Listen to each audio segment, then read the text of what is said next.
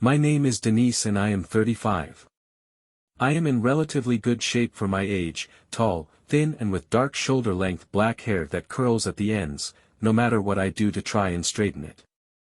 Kind of like me, pretty much a conservative straight arrow, with a wicked uncontrollable twist, which my friends and my hubby hates. Okay, so you also know I am married. Very married. I would never cheat on my spouse, because I know better. Or do I? I have often found myself wondering if offered the opportunity, and no one but myself knew, would I succumb to a worldly desire for self-fulfillment, just for the pure fun of it? Almost always I have said I wouldn't. 2 weeks ago, after one of those little husband-wife spats that turned into me sleeping on the couch all night. John and I used to have a very fulfilling life, but over the years it dwindled. He had gone through his change of life or whatever it is that men call it, but I hadn't. I have my own credit consulting business in a small office located in a multi-tenant building. I have the office all to myself, except when work demands I bring in a temp employee to help with the workload. I like working alone, because I can get more done that way. Robert worked in the same multi-tenant office as myself. I only knew him in passing. He was a tall guy, standing about 6 feet 4 inches and was weight proportional. He had an engaging smile, but beyond that, I didn't know much else about him. He was a relatively quiet guy, except for his "good morning" and "have a great day" salutations. I wasn't attracted to Robert, but for some off reason, we connected about the same time I was getting tired of sleeping on the couch. I wasn't in a particularly good mood as I slipped my office key into the key slot of my office door. Roberts cheerily belted out, "Good morning," as he walked up behind me, startling me. I did my best to pleasantly respond. Before I could do so, Robert apologized. "I'm sorry," I replied back, "had a rough night." Completely understandable, Robert acknowledged as he walked on past me. I quickly glanced in his direction, my hand on my office door knob. Robert glanced back in my direction over my shoulder. Our eyes met for only a brief second. I quickly slipped into my office, embarrassed by the fact that I thought he had caught me checking him out. I don't know why I felt so embarrassed. I wasn't looking for a hookup. I sat down in my office chair. I stared at my blank computer screen for the longest time. Then I did something totally out of character. I got up and walked down the hall to where Robert had an office. The door was open. I stepped into the doorway and Robert looked up from his computer. "Can I ask you a question?" I bluntly blurted out.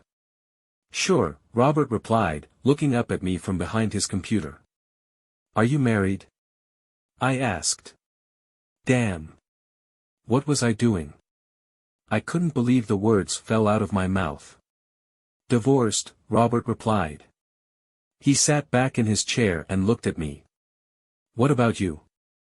I should have turned and walked off, but I didn't. I couldn't. My legs felt like noodles. "Heading that way if something doesn't change," I remarked. What was I saying? What the hell was I doing? I didn't even know this guy and I was telling him my deepest feelings less than 30 seconds after stepping into his office doorway. Maybe this was the draw. I felt safe because he didn't know me and couldn't judge me.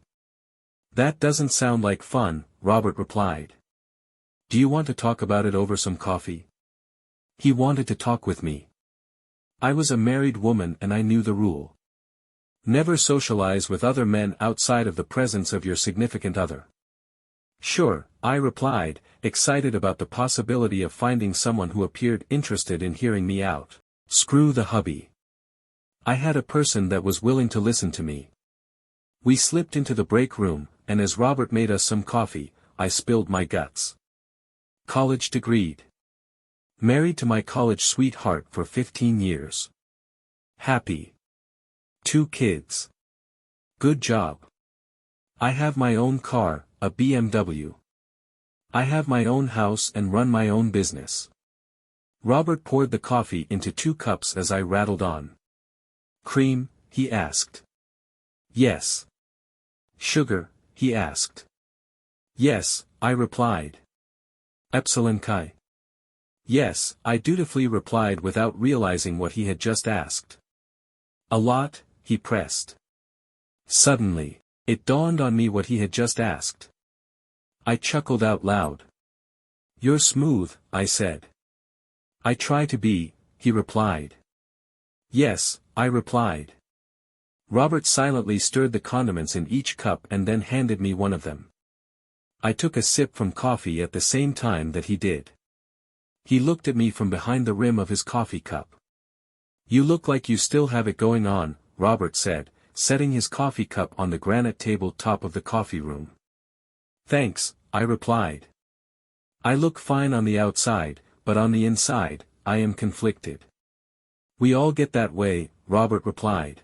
Sometimes, we have to take a step back and re-evaluate a few things. I couldn't have agreed any more.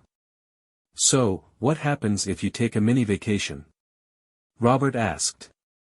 I was lost. The question caught me totally off guard. I'm lost, I replied. Maybe all you need is some time away from the routine, Robert advised. Kids. I could not leave my kids. They needed me to be at home. I'm not suggesting you leave your kids, Robert replied. John and Sarah were good kids. They most certainly didn't like the conflicts at home. Tell them you're going on a business trip, Robert suggested. And my husband? I pressed. Tell him you need a few days to sort through some things, Robert instructed. I stayed quiet, mulling things over in my mind. What he was telling me made good sense. I needed to think a few things through. Robert was a smooth guy. His advices seemed right on target. I needed some time away and to think things through. Do you have a place to go? He asked. That was a problem for me, I acknowledged. My husband knew all of my friends and I was sure he would pester them looking for me. I needed a clean break without him looking for me.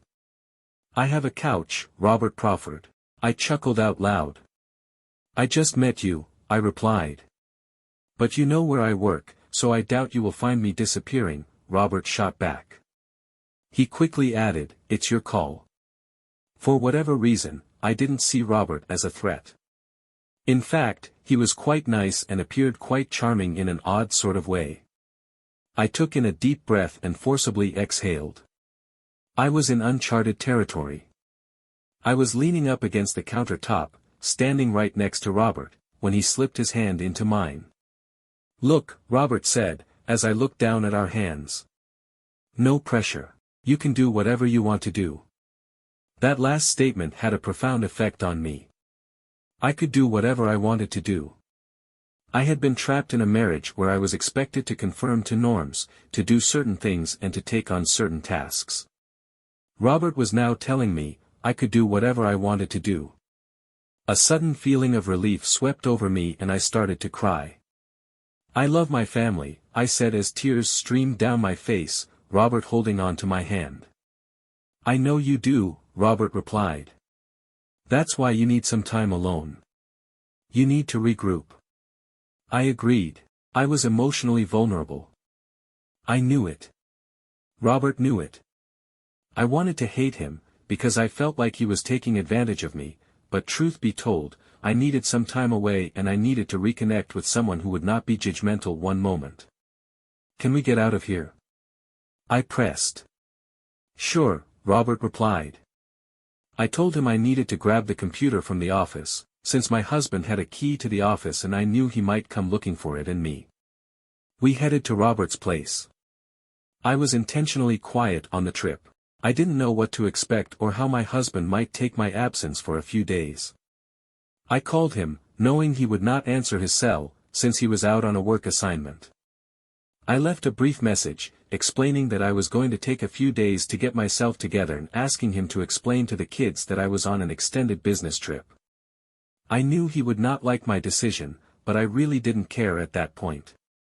Are you okay? Robert asked. I'll be better, I replied, once we get somewhere where I can lay down and just rest. Robert shook his head in silent agreement. I closed my eyes. Robert had a nice bachelor pad-style apartment. I have to admit, I was pleasantly surprised, because most single guys that I have known, were not neat freaks. I'm not saying Robert was a neat freak, but his apartment was very well kept, the towel on the bathroom floor, excepted. I asked Robert if he minded if I could crash on his bed. Go for it, he replied. Robert disappeared into his bathroom and closed the door. I could hear the water filling his bathtub and I figured he was simply going to take a bath. The sound of the water lulled me into a sleep. I wasn't asleep very long. I made you a hot bath, Robert said, standing up beside the bed. He headed for the bedroom door, opened it and slipped silently beyond the threshold, closing the door behind him. I lay there, kind of shocked and surprised. No one had ever prepared a hot bath for me, ever. Not even my husband. I slipped into the bath-bombed foamy water of the tub. Oh my God! I thought I was in heaven. I closed my eyes. I couldn't stop crying for the longest time. How are we doing in here? He asked. Doing great, I replied. Come in, I beckoned. Are you sure? He asked. Yes, I replied. I was literally in uncharted water. Why? I asked. Why what? Robert replied. Why are you so nice? I pressed. Just doing my part to help out, Robert replied. I know your game. I replied. Robert looked confused. Look, I replied.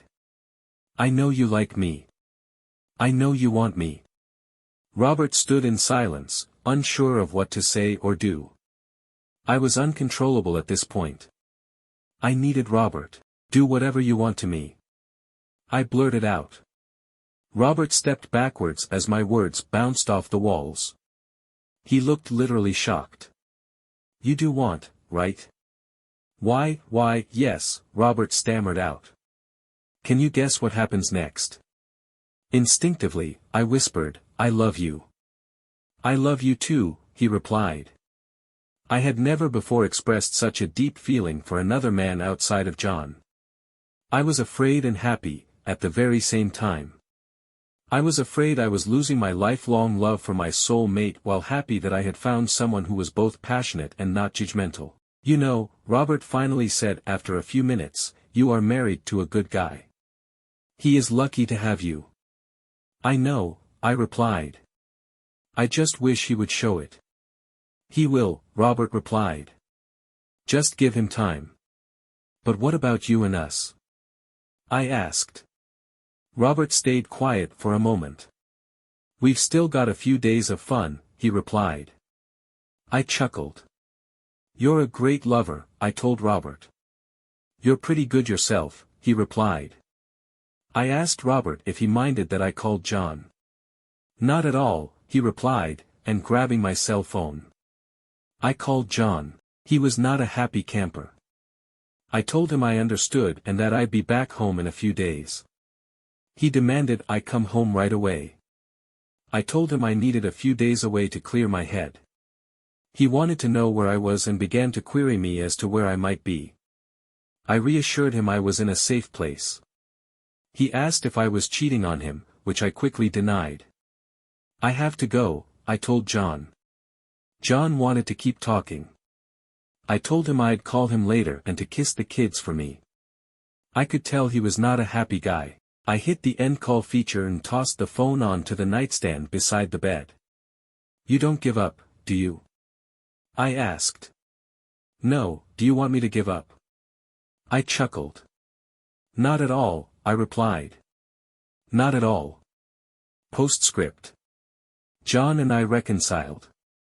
John eventually met Robert but never knew he was the savior for our marriage. It's been a while since I have even thought about Robert and what transpired.